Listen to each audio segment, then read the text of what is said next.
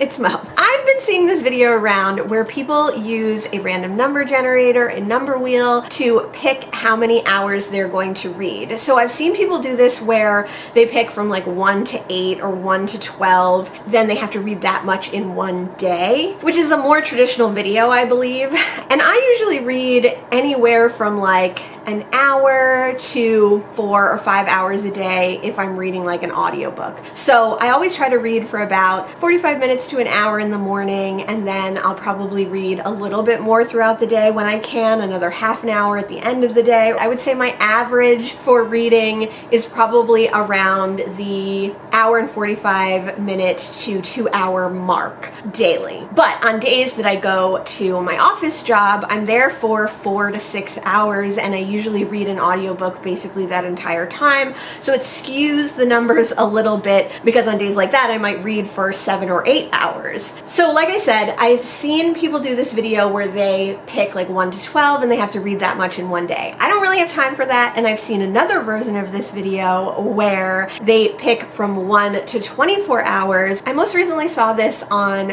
Books Past Bedtime. I love her channel. I'm so glad that she's back making videos after her hiatus. But I saw her do this where she picked from 1 to 24 hours, and then she had to read for that long, whatever it was. She had to keep track on her phone and read for that long. In her video, it was kind of funny because she ended up taking like a break in the middle, so it was a very long video. It was super fun. I definitely suggest going and watching it. Today, I want to do the latter and pick a random number between 1 and 24, and then I have to read for that long. Now, if I get an hour, that'll be easy, and this will be a very short vlog. If I get 24 hours, that'll be much harder, and this will be a much longer vlog. I did similarly do a vlog about reading for 24 hours, I think over a year ago, so I will list that down below. And I just saw how long it took me reading at my normal pace and not trying to read extra each day, how long it took me to get to 24 hours. I think that was also the vlog where I go peach picking, so that was a fun one. I will leave that listed down below. I thought today would be a good day to start this vlog because I just finished The Circular Staircase this morning. I had about 30 pages left. Loved it. You'll see more of this in my reading wrap up. So I have to pick a new book. I thought that that's a good reason to do this. I also am doing a try a chapter today with these 4 books. So I thought that would get some reading in. I also have an audiobook to finish today and to start a new audiobook. So that's another reason I thought it would be a good day to do this. So let's go ahead and check the random number generator and find out how many hours I will be reading. Should I take out 1 and 2 hours? Let's just see what happens. So I just got a free random number generator here. Let me start a screen recording so that we can do this and spin the wheel. Here it is. Oh my god, this spins for so long. Do I even want to know? 18. Okay, so that's long. That's a long time. If I were going at my normal pace of an average of 2 hours a day, it would take me a long time. 2 hours a day, 18 hours, that's 9 days. So it would take me a long time to get that. So let's try to be a little bit more proactive about reading. Let's try to read as much as we can every day until we hit that 18 hours. The first thing I'm gonna do is my try a chapter. For this reading vlog, I'm not necessarily gonna talk a lot about each book that I'm reading. I'm just going to catch you up on the things that I've read and the hours and the amount that I've read. But if you want to see some of these books, you can check out my reading wrap up, you can check out my try a chapter video, and I will definitely be sure to tell you other videos and list them down below of what you can look for to hear more about all these books. Let's get my clock set up so that I have a timer. Is that how it is? No, it's a stopwatch. So it's not a stopwatch, it's a timer. I also think that the last time I did this, well, I got a new phone recently, which is very exciting. And the last time I did this, I had my old phone, and I don't think it had the capacity to like hold on to the timer that I had, like to keep it for multiple days. So I had to do all the math in my head, and hopefully I won't have as much math to do. Okay, so I have 18 hours on the clock. I am going to start this when I start my try a chapter, and I will come back to you. And every time I read after that, I will use my timer and we'll see how long it takes me to get to 18 hours. So I will probably check in with you every day. Have you ever done a video like this, or have you ever timed your reading? I would love to know approximately how much you read on average a day. Mine is very approximate, but I would also love to know if you've ever tried to read as much as you can in 24 hours, if you've ever tried to read for 24 hours, if you've ever done a 24 or 48 hour readathon, and what your thoughts on that are. And we'll see you soon.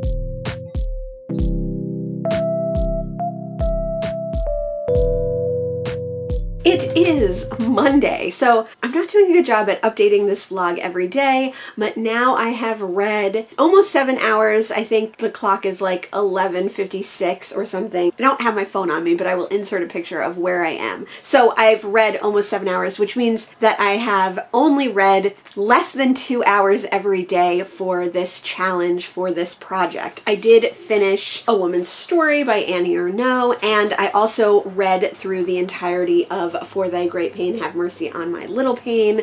Both of these you can see more of in my November wrap-up. So far this challenge is not, I don't know, I'm not pushing myself on this challenge. I'm not forcing myself to sit down and read for hours and hours, obviously. And like always when I start a vlog, I feel things are not going the way I thought as far as what I was going to be doing in the days that I'm vlogging. So I did go out to dinner with my husband yesterday. We walked around Red Bank, which is a cute little town near us. I don't think I got very much filming done there, but anything I did get you'll have seen, I'm sure. Today is Monday and I have to work my work from home job, and I do plan on starting a new book. I plan on starting 12 Years a Slave, which is a true account slave narrative. I can't think of his first name, but someone, Northup. I wanted to read this for nonfiction November. I've only ever read one slave narrative before, and that was the autobiography of Frederick Douglass, which I read earlier this year and thought it was really amazing and fascinating. So I've been wanting to read and picking up more slave narratives when I see them. So I thought this would be a good one, and I'm able to get the audiobook out from my library. So I'm super excited to start that one. I'm going to start that one today while I work my work from home job. And then tomorrow I have to go to my office job, and I usually get anywhere from like 3 to 5 hours of audiobook reading in then. So I'm hoping that I can actually finish that book tomorrow, because my hold on the audiobook is only for like 5 more days, because I ended up reading it a lot later in the month than I had planned. If we're at 7 hours, that means we have 11 hours left to go on this challenge. So today I'm hoping to read a big chunk of reading. I already read for like 45 minutes in the morning, and of course I forgot to time it. Oh shoot, I just remembered that I forgot to time it. Okay, so I'm gonna have to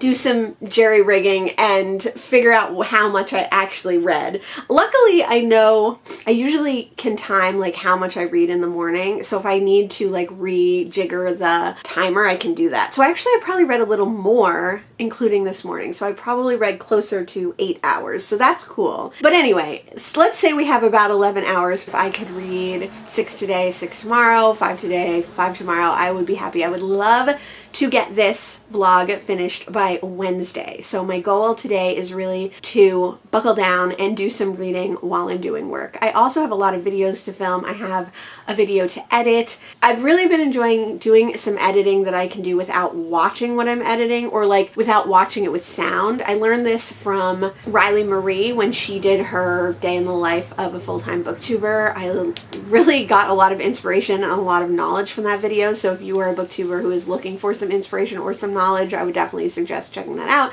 I will leave it linked down below. But she talked about how she goes through and cuts out like any really long pauses or any places where she knows that she's not speaking to the camera out, and she does that while she's reading an audiobook. Now, I have done that before, but I never thought to do it while I was reading an audiobook, and it's actually so helpful. Not only do I get a jump start on my video and kind of see what the video, remind myself what the video looks like, where the breaks are and where the things are. I can also organize any B-roll while I'm doing that, because you can do that silently as well. But I get to listen to an audiobook while I'm doing it. So it's a great way to get a little bit more audiobook reading in.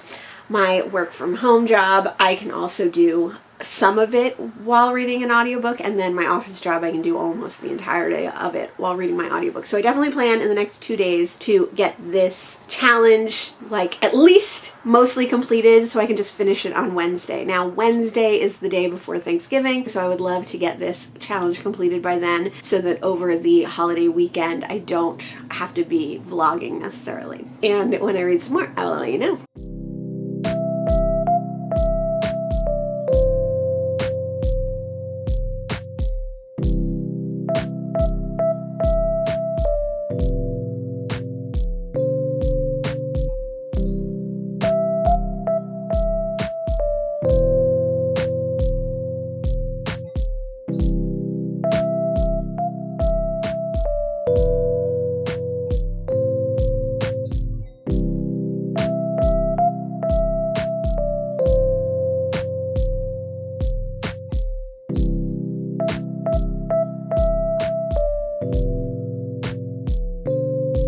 Alright, so I don't know where I am in this vlog. I don't know what's been happening. I feel it's funny because I feel like this vlog was mainly inspired by Books Past Bedtime, and I feel like I kind of did the same thing as she did, where this vlog got a little complicated in my real life and I wasn't able to keep up with it the way I wanted, and then I kind of took a break. So the break that I took was like Thanksgiving weekend.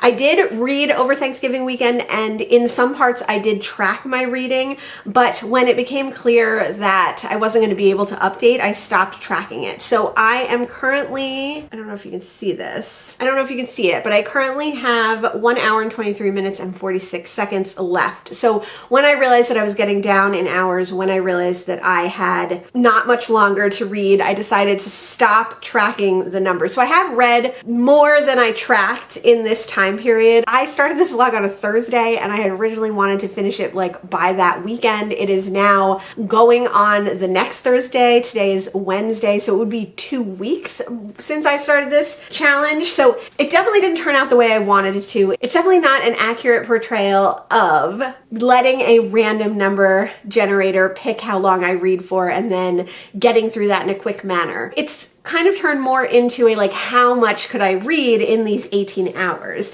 But even that is not necessarily accurate, because some of these books I started during the 18 hours, but I didn't finish during the 18 hours because I took a break. But today we're gonna wrap up this vlog, we're gonna finish it up. We are going to read 1 hour and 23 minutes more, and then I will come back to you and I will show you all the books that I read over this 2-week period, almost 2-week period, give you some more of my thoughts on this challenge.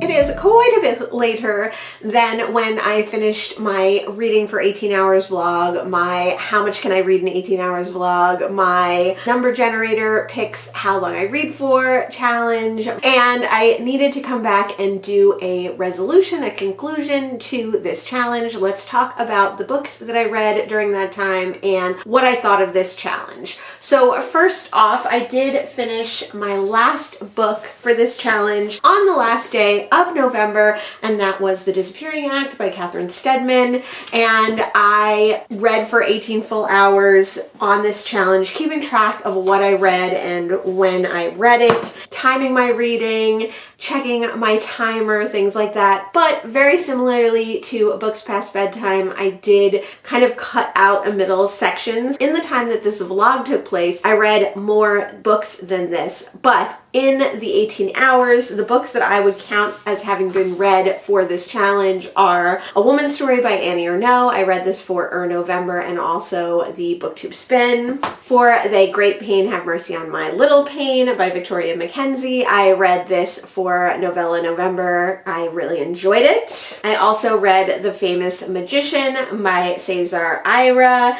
This was also for the November BookTube spin. I read 12 Years a Slave by Solomon Northup. This was for nonfiction November. And I finished The Disappearing Act by Catherine Stedman. This wasn't really for anything. So you can see more of my thoughts on all 5 of these books in my November reading wrap-up. That's already out. And you can also see more of my thoughts on these 2 books in my November TBR spin video, which is also already out. As far as the challenge goes, I think that I didn't do very well on it. I find that when I try to do these challenges that other booktubers do, I don't do very well on them. I don't think that I set enough time aside to just concentrate on these challenges, like the Reading 5 Books in 5 Days challenge, or Number Wheel Picks My Reading Time challenge, or swapping my phone time for reading time, etc., etc. Like, I think it's really hard for me to just like concentratedly put time into those challenges. And I also think that when I try to, I almost sabotage myself, or like life gets in the way and something kind of always prevents me from completing the challenge in like a timely manner or in the manner that I was hoping to. And I think this is just like a product of having other things to do, having multiple jobs, having multiple cats, having, you know, a lot going on in my life at the time. But I'm glad to try them, and when I'm done with these challenges, I always feel like, oh, I want to try this again. Like, this is a challenge I would definitely like to try again, and I think what I would do next time is have a really set amount of time. I know I like wanted a set amount of time in this, or I like planned a set amount of time,